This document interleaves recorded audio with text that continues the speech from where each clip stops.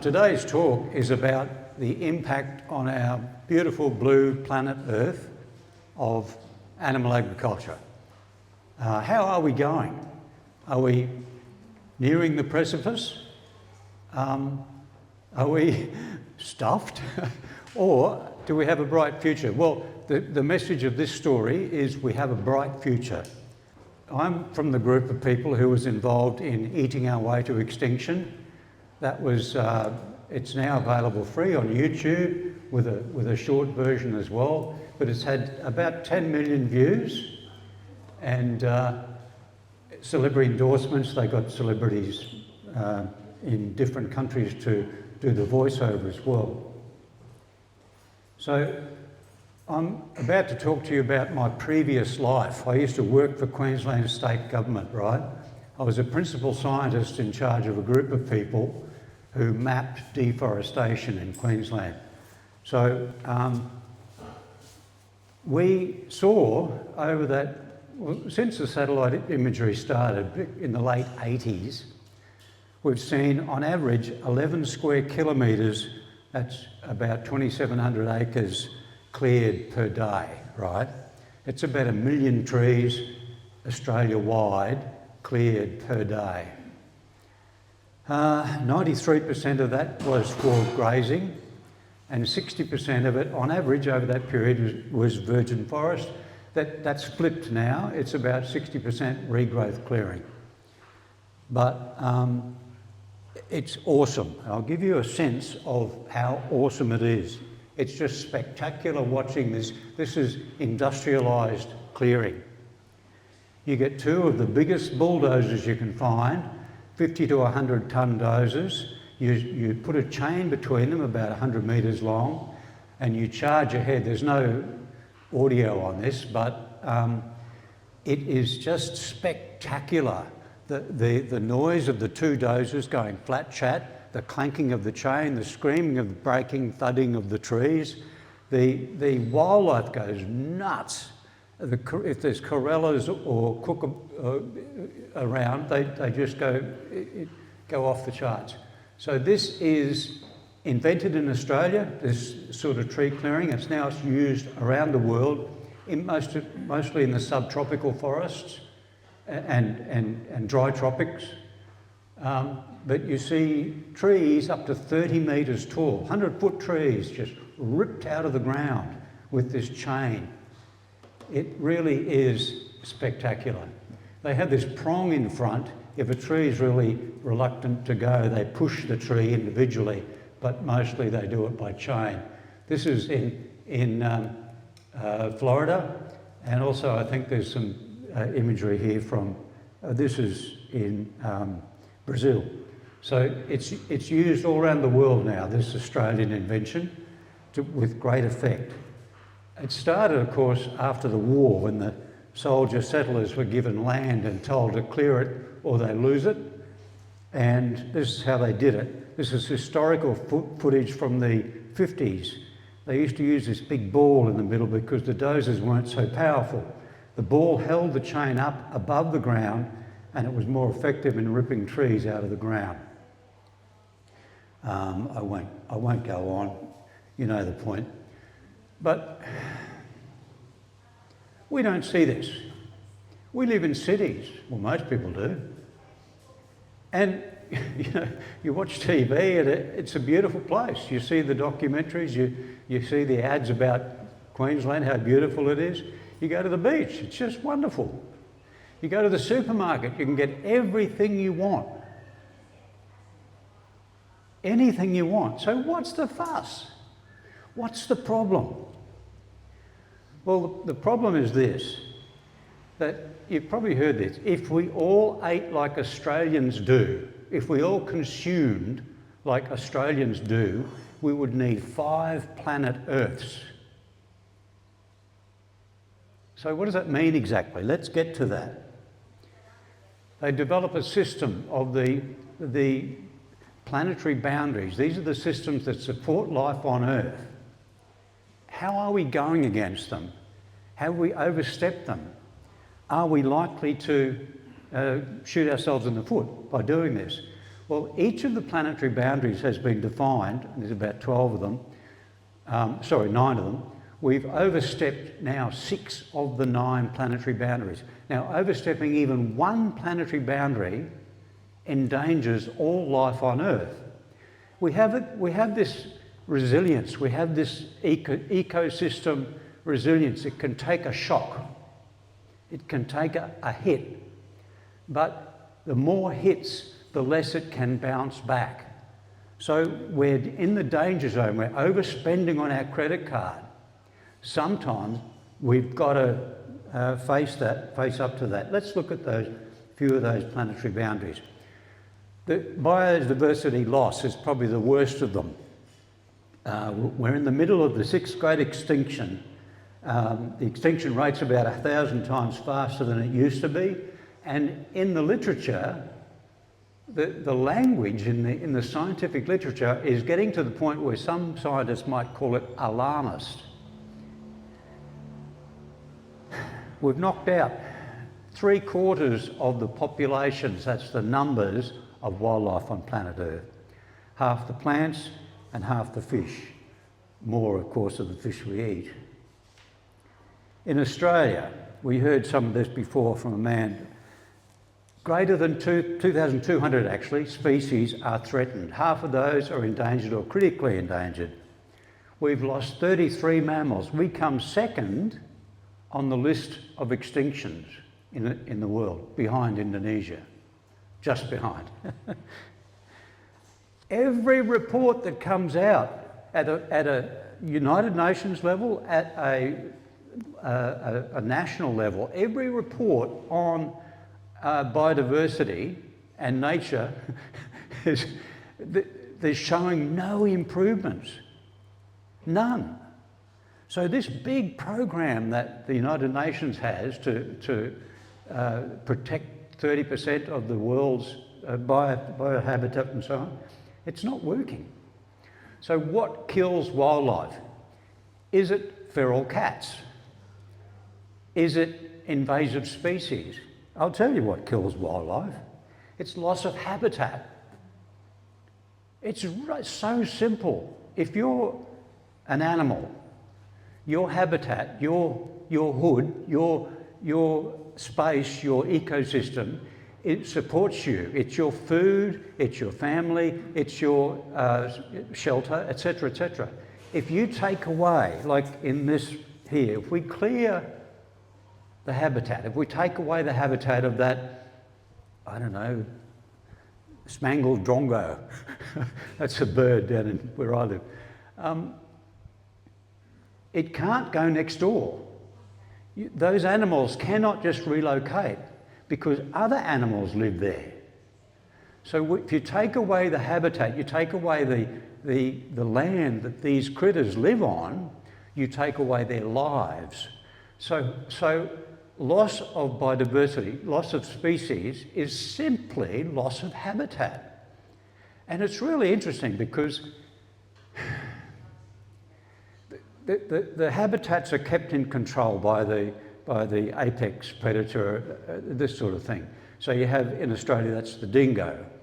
And in most of Australia, wild dogs, they call them, are killed by farmers, by local governments. I mean, we're talking about subsidies before. This is an example of a hidden subsidy that the local government pays for the wild dog program, but it directly benefits the sheep farmer or the beef farmer. And 3/4 of all wild dogs killed in Australia are actually dingoes. And strange as it may seem, there was a report came out lately that said that feral cats are actually taking on the role of the dingo. So around the cities, they don't go bush, they stay around the cities, and they are controlling the little numbers of little wildlife. That they're not the great killer of wildlife in Australia. They kill some rodents, etc., around the cities, birds, etc., around the cities. But the biggest killer is hidden from us. It's out bush. So they die. There's so much literature on this. If you want a copy of this study, I've got all the references here. So that's how we're causing the 6th great extinction. We're taking over. We're, as David Attenborough says, we've overrun the planet. So deforestation fits right into that. This is a map of summer and winter, either side of the equator, burning season. Now we burn an area the equivalent size of India every year. Most of northern Australia is burned every year, 500,000 square kilometres. Now, that's 100 times larger than the Black Saturday bushfires in Victoria, but you don't hear about it. And why do we burn it? Why do we burn it? It's to burn off the old dead grass to kill the ticks and to make way for new green pick so that the animals can feed on it next wet season.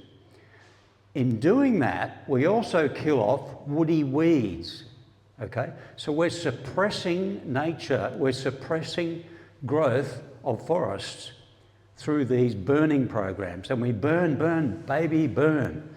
In fact, that's the tool that's been used forever for deforestation.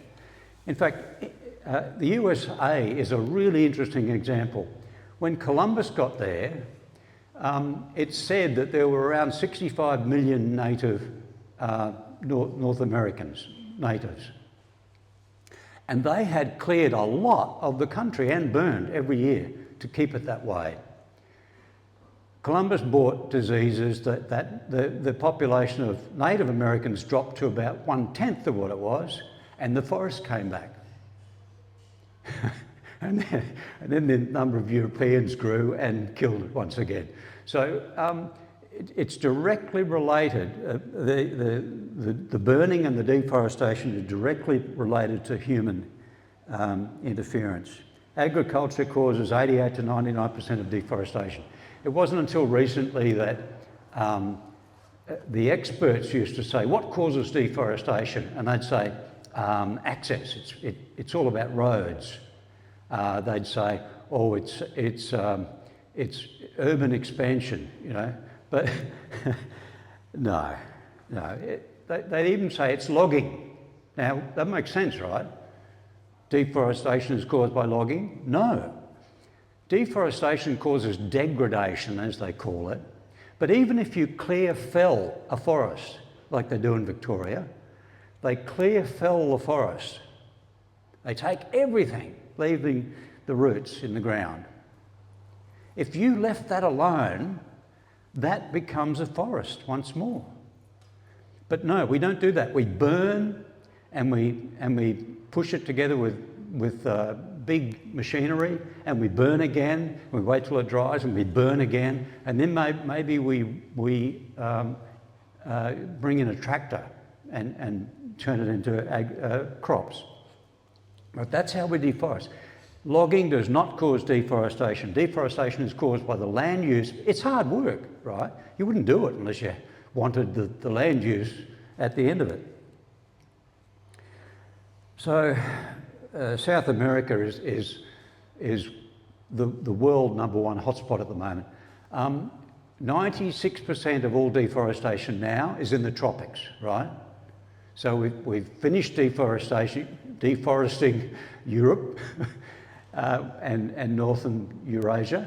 We've finished deforesting India, Asia and North America, and now we're working on the tropics. It's 96%. And South America, the Chinese are lapping themselves on the back because they are increasing the amount of forest in their country. Chinese forest is the most successful program of reforestation on Earth. But the problem is, and they did that because they had massive floods and landslips, and they realised, hey, we can't get away without the trees, we've got to have trees. So they started this reforestation program, and to keep the Gobi Desert where it belonged. But what happens is that the appetite of the Chinese is so big that they're now causing deforestation in South America and Africa, by the way. So they're exporting their deforestation, importing the feed and the food. Nutrient pollution, this is really interesting. This is actually the #1 planetary boundary that we've overstepped. You don't hear about this, but we are polluting the air and the water, mostly the water, to the point where we are killing off ecosystems galore. And the reason for that is nutrient pollution. And I'll tell you why.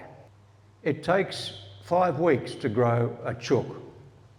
It takes 5 months to grow a pig to 100 kilograms, right? 5.5 months. So it's equivalent to us, really. From birth to 100 kilos, that's a big bloke, in 5.5 months. It takes 18 months to grow a beef cow. So these animals, they're bred this way. They're bred to be ravenously hungry. They eat, just to maintain that growth rate. So pigs eat 5 times more than we do. And they poop 5 times more than we do. So for example, one of the piggeries that was just approved for Queensland up in the Darling Downs near Dalby, I think it is, for 140,000 pigs. I was looking at the numbers. If you take 140,000 pigs, 5 times the effluent of people, it's equivalent to a city of about 700,000 people. Now that's almost the size of Newcastle. So if you got Newcastle and you took all their effluent and you pumped it into lagoons, open lagoons, and just left it there to evaporate. So this nitrogen nutrient, it's also protein. Nitrogen is the first test for protein content. 80% of chickens, they're the most efficient animal to eat. 80% of them, the nutrients are wasted. With pork, 85%, and with beef, 96% of the nutrient that they take in is wasted. The beef that's sitting on the table there represents 4% of the nutrients that fed that animal. So us eating that, and we lose most of it as well in our urine, most of the nitrogen, but that's how wasteful it is. We have developed this system where most of the nutrients produced on Earth are polluting the waters, the waterways. And as soon as they get a lot of rain, which they always do, or as soon as these containments leak, which they always do, it gets into the waterways. That's why floodwaters, you're warned, never go into floodwaters, because they're toxic. And the toxins are from the waste of animals, E. coli, etc., salmonella. We have created 400 dead zones, permanent dead zones, a lot of them in the Gulf of Mexico, but all around Asia, etc. Permanent dead zones. Nothing lives because we pump these nutrients into the water, all this nitrogen, and the algae go nuts. They have this explosion of numbers and come to the surface, and then when they die, they strip the oxygen from the water and they lie on the bottom. That's how we take the deoxygenate or turn the ocean into dead zones. Nothing grows. Those habitats are dead. But now, if you look at the blue in this image, that's the open oceans losing oxygen. So not only do we have ocean dead zones, we also have the broader ocean around India. It's pretty bad because of all the outflows. Hypoxic oceans have been linked with previous mass extinctions. So with fresh water, we've got real problems. We need 40% more water by 2030. 84% of cropland will have less water due to climate change. But the real impact with loss of fresh water is climate refugees. Syria, for example, that huge social problem where all the refugees from the Middle East fled to Europe caused all sorts of problems with their cultures and so on. The reason for that was because they're farmers, right? They live on the land and they had the millennial drought. So you could take 1 year, you can maybe take 2 years, maybe 3 years, but eventually, if there's no rain, what do? You pick up your family and you walk. Now this is so uncomfortable. Who would do that? You only do it if you have to. So climate refugees are they're in dire straits. They must get food, and so they can't stay where they are. They've got to go. Lose their culture, the whole lot, their home. And every year there's more than 20. Last year there was 90 million climate refugees. Most of them move within the continent, like in Africa. But there's also sorts of social problems. Where does the water go? It takes 6 times more water to grow a kilogram of protein from animals. It takes 20 times more water to grow calories from beef. That kerfuffle they had of the Colorado River and the California running dry, and they were talking about almond trees soaking up all the water. That was such a nonsense, because half of the water was being sprayed on alfalfa to feed livestock. Half of the water. I mean, only a small fraction went to almond trees. And then they talk about washing your car. It's ridiculous. The oceans. This is sad. We've wiped out 90% of the fish we eat. Have you noticed, you probably haven't, but if you go to a fish shop, you see that every year or so, the species that are available changes.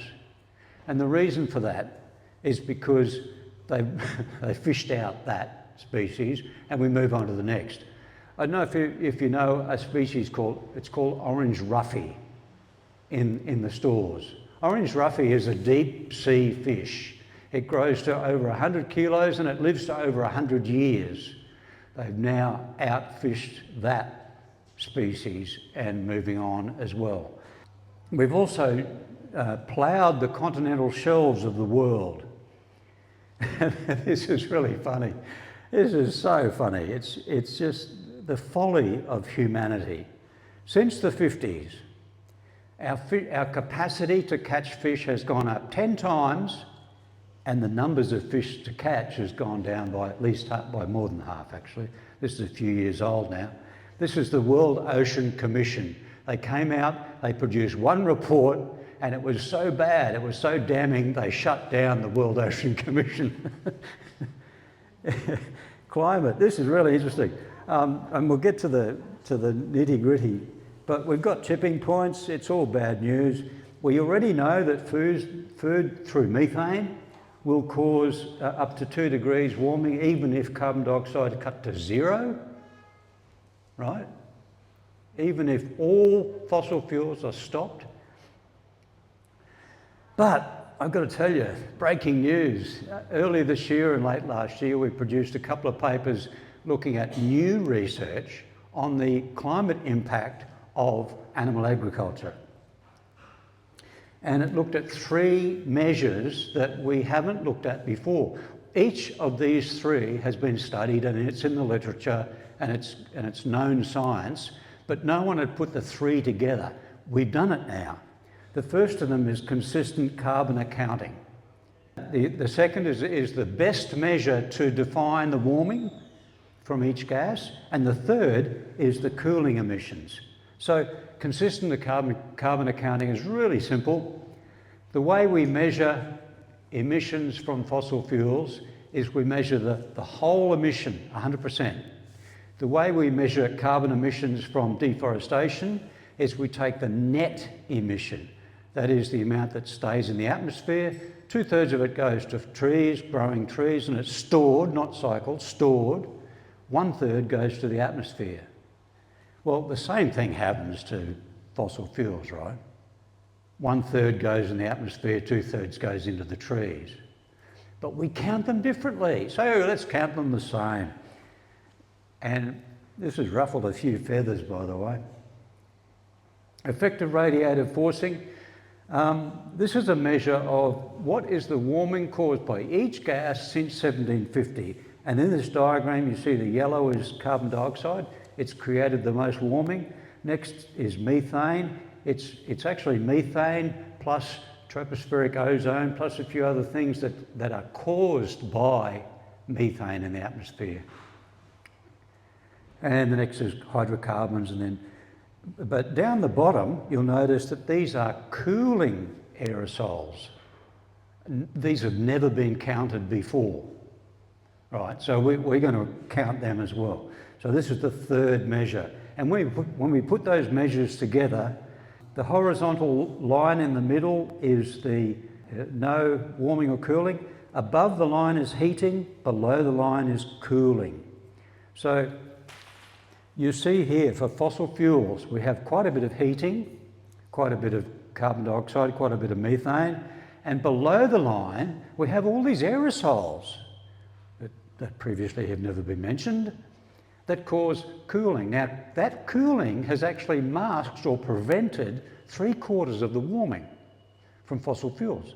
So it turns out that fossil fuels have caused 18% of global warming since 1750. That's 18%. Agriculture produced 60% of global warming. There's a little bit of cooling when we cut down forests in the northern hemispheres where we've got snow and ice. You cut down the forest, the land becomes more reflective, so we've got a bit of albedo change there, but mostly you've got warming from agriculture. And the end result is that animal agriculture causes 53% of global warming since 1750. So that's half the global warming we've experienced, and it's 3 times more than fossil fuel warming. How about that? So that may have been a little hard to get your head around, but here I'm going to try and give you a couple of pointers. If you talking to someone and you say, hey, I heard this guy say that animal agriculture is the leading cause of climate change. And they'll say, how do you manage that? Where did that come from? Well, there's 3 things. The first is that we've underestimated deforestation emissions by 3 times. The second is that we've underestimated methane warming by a factor of 3.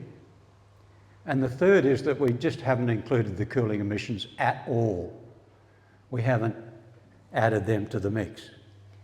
The methane warming is really interesting because the measure, the metric that's used by the United Nations when we tally different gases, we use a measure called global warming potential over 100 years, right? Now, it's been the source of intense arguments.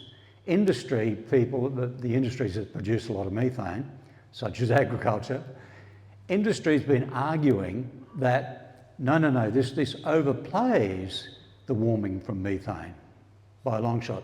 But here we see it's actually underplayed the warming from methane by a factor of 3. Okay, this study was not rocket science. It's based on publicised data that's been published before. It's the global carbon budget, the gross and net emissions from deforestation, and IPCC values for effective radiative forcing. Effective radiative forcing is the best measure we have for defining what gases are causing what warming. It's way better than global warming potential. This is a study that's a few years old. It's only got 5 of the planetary boundaries that we've overstepped. We've actually overstepped 6 of them now. But if you look closely at this, you see the black dots. The black dots represent the impact of agriculture on that planetary boundary. In other words, the black dots are the major factor pushing these planetary boundaries over the limits. So if there's one thing that we do on planet Earth to destroy the planet, it's what we eat. Simple. You notice that in the one at the top, climate change, the black dots are down the bottom. Well, that's the old measure of animal agriculture's climate impact. We now know with this new measure that animal agriculture is the greatest cause. So the black dots increase there as well. So you get statements like this. This is from the Eat Lancet Commission a few years back. Global food production is the single largest driver of environmental degradation and transgression of planetary boundaries. Our current food system can only feed half of 3.4 billion people, less than half what we have now. We truly are eating our way to extinction if we keep going that way. There's a lot of reports. This is one graphic from a WWF report that showed that meat consumption must crash in the Western world. Globally, meat consumption must go down by 3/4, and in the developed countries like Australia, it must go down by 90% if we are to have a chance of a livable future.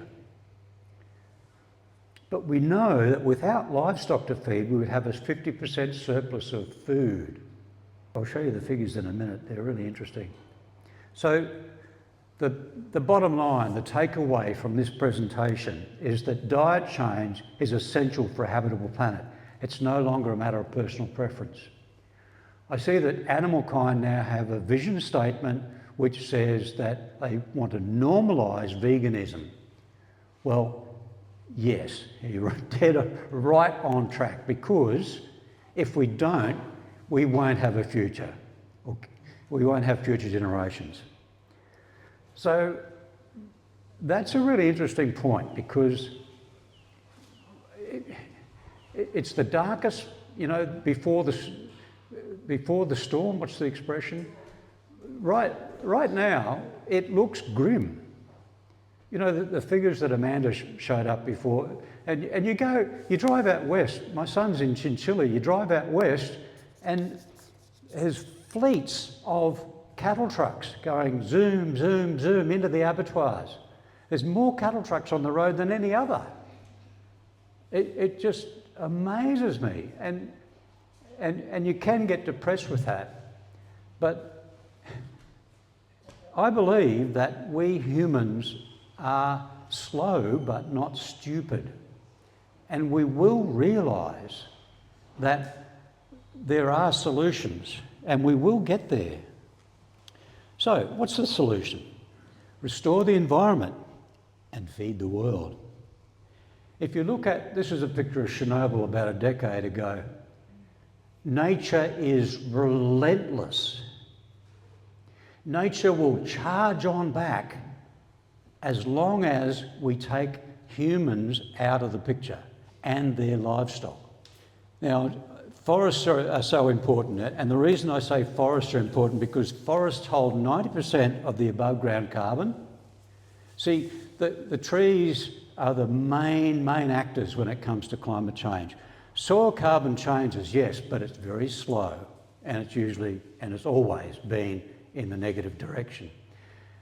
Interesting thing though is that I saw a study recently that said that 40% of the carbon, the particulate carbon that's washed out in the rivers, is actually settled in the ocean bed. So it's still stored, even though it's eroded and gone from the soils on the cropland, etc. Forests also hold 80% of the terrestrial biodiversity. So restoring forests will solve the sixth great extinction. If we retreat from the land now devoted to raising animals and let it go back to native vegetation and animals, that will solve the sixth great extinction. George Monbiot wrote a book last year called Regenesis. Brilliant book. If you want to read a great book on this topic, read that one. In that book, he says that if aliens came to the UK, they would think that the dominant life form was sheep. because so much of the land is devoted to sheep. And that's exactly what it is. This whole story is about land use. And we'll get to that in a minute. But this picture here, that picture is actually Scotland. This is an area that's been rewilded in Scotland. I mean, Scotland's bleakly beautiful, but sheep have a superpower. Whenever a seedling comes up, it shows its head, chomp, it's gone. So for centuries, we've been denuding our planet with the animals we put on it and the fire that we use. So where can we find the land? And this is what I wanted to talk to you about. On the right-hand side, in the orange, that's the forests. That's the existing forests. Most of them are degraded, much of them are forest plantations, etc. But the biggest land use on Earth by a long shot, 37% of the planet, of the ice-free land, is the green area, which is for grazing. Now, this is a powerful tool. This is why land use is so important. Devoting 37% of the planet to grazing animals. What does that give us? It gives us red meat and a bit of dairy. It gives us 15% at most of our protein. Can we find 15% of our protein elsewhere and free up 40% of the land to give back to nature? So simple. By the way, the infrastructure, that's cities, all built up areas, all mining, transport, road corridors, all of that is 1% of the land. So it's tiny, even though we live there. We think it's big. These are the numbers. These are the numbers. The loading in the atmosphere right now, the extra carbon dioxide in the atmosphere is about 1,100 billion tonnes of carbon dioxide.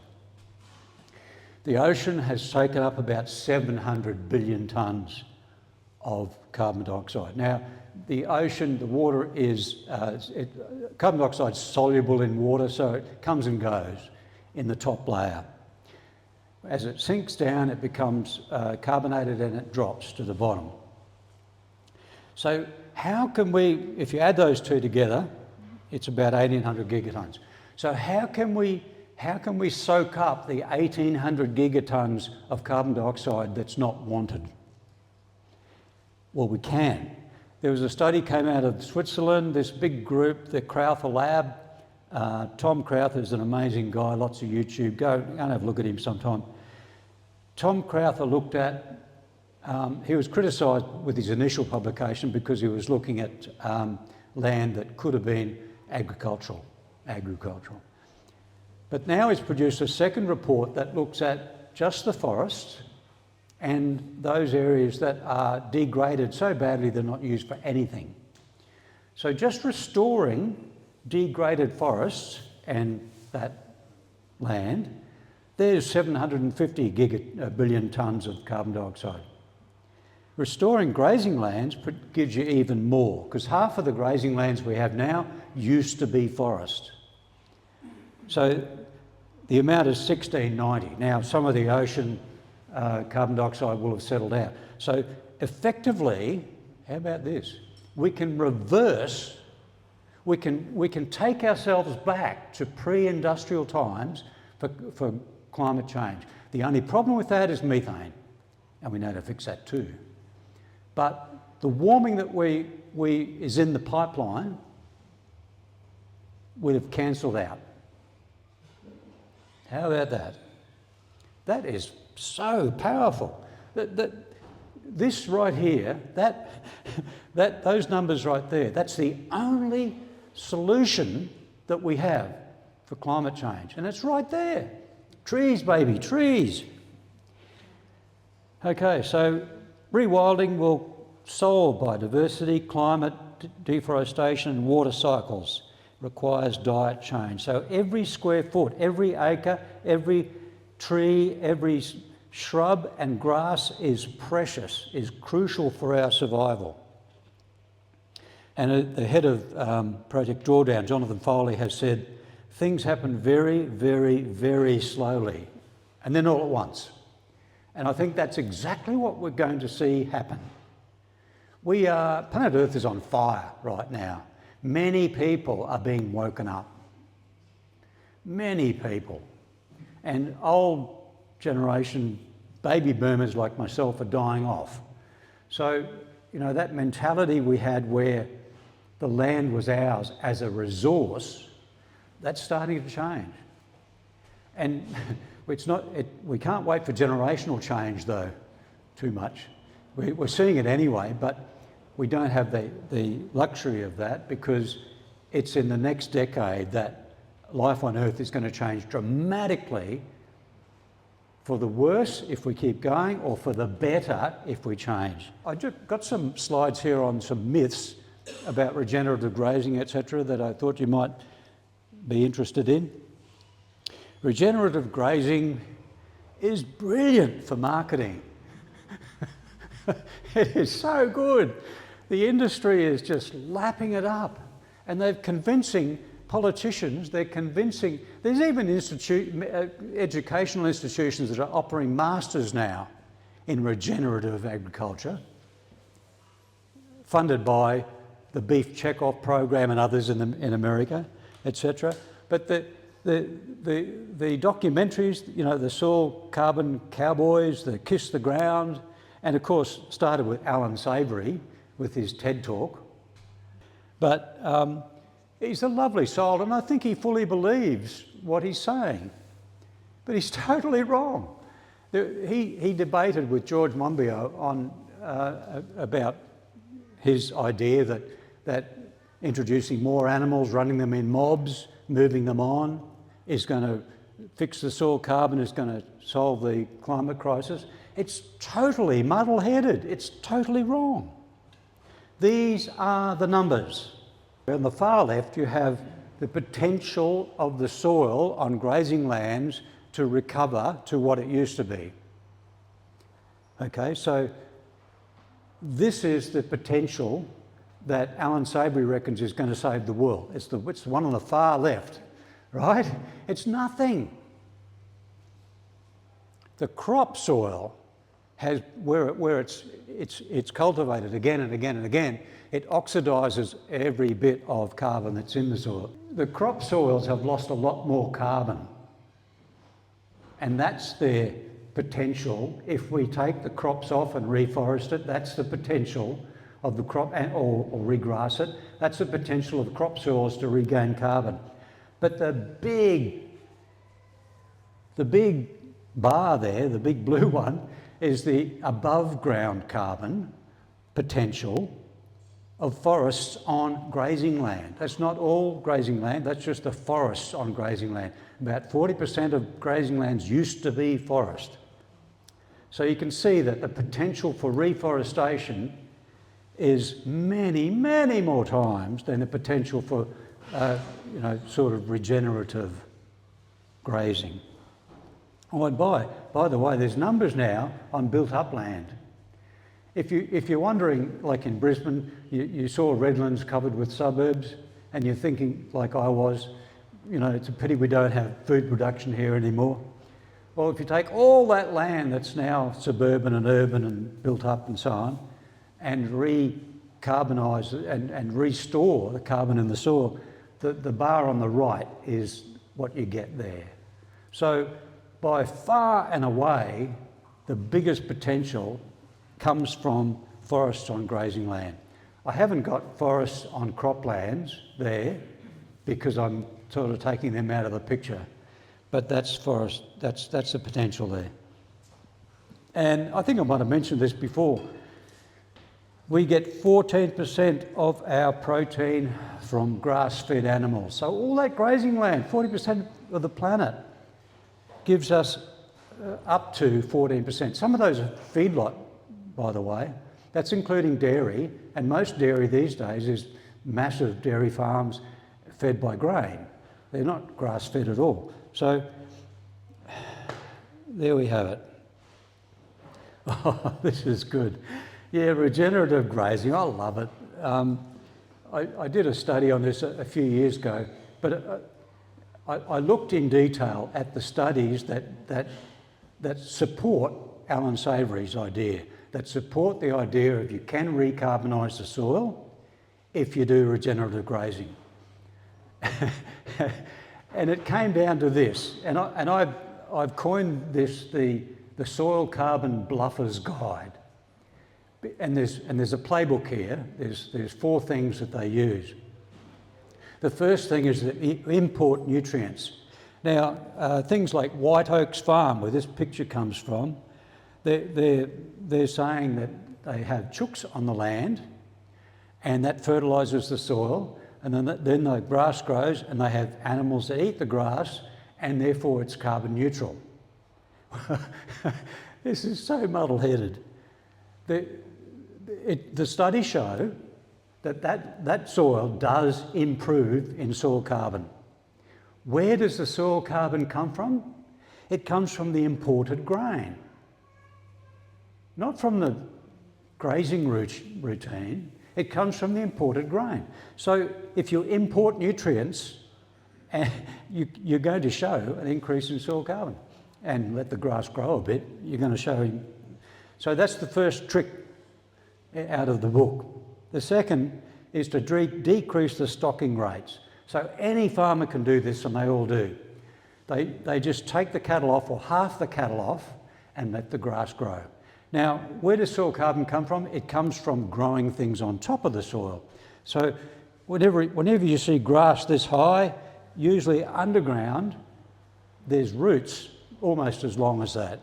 So, and the roots will balance the above ground biomass. So the soil, and those roots die, and the nutrients that it feeds in the soil, they die as well, and they increase the soil carbon. So if you see long grass, yes, you're going to have good soil carbon. If you take the cattle off the land, there's plenty of grass for them to graze, and the grass will be generally longer. So you have increased soil carbon. So that's trick number 2. You take the animals off the land. Oh, and by the way, there was a report came out by ABARES a couple of years ago. This is the Australian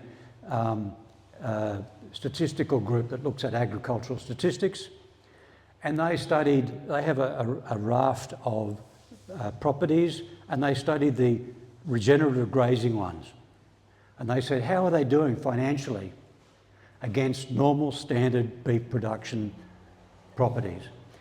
And it turns out that the regenerative grazing properties had half the profitability of the standard grazing operations. Okay, so they only made half the amount of money. And the reason for that was because they had half the stocking rates. So any farmer can make their soil carbon look good, can make their grass cover look good by taking the animals off. And that's what they do. Or they take the animals off the paddock next to the road, so it looks good.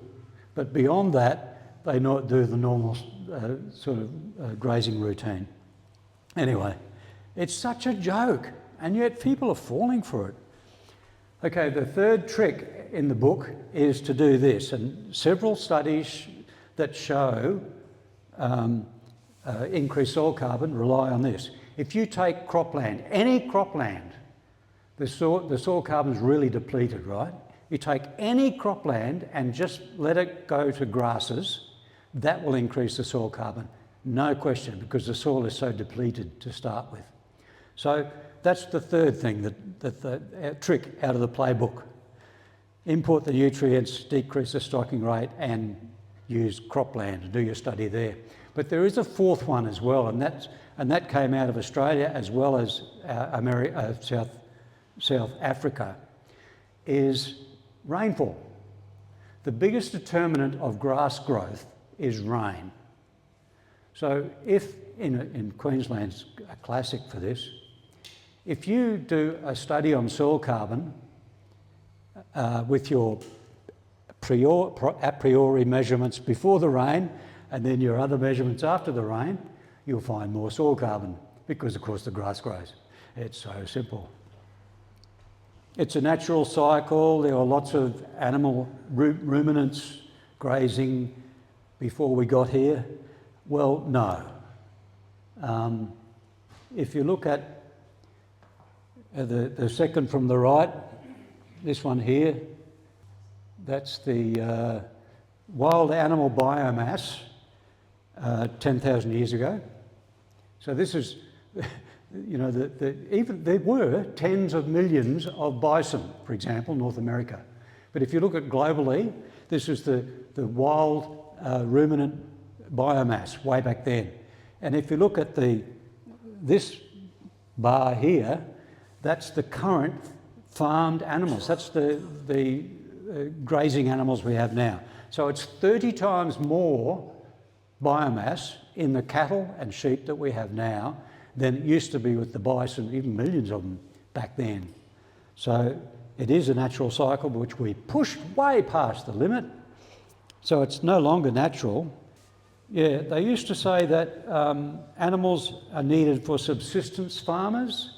Well, that's fine until the drought gets worse and worse and worse, and then the cattle die. Even in Kenya now, they've got programs taking farmers back to growing crops. Aloe vera is a great cash crop, apparently. Manure for fertility, this is the biggest joke of all. I spoke about nutrient pollution before. Well, and this is the reason why rock melons go off the shelves, because they're tainted with E. coli. Well, where does that E. coli come from? It doesn't come from the rock melon. It comes from the animal effluent that was sprayed on the crop. So that's the end. Thank you.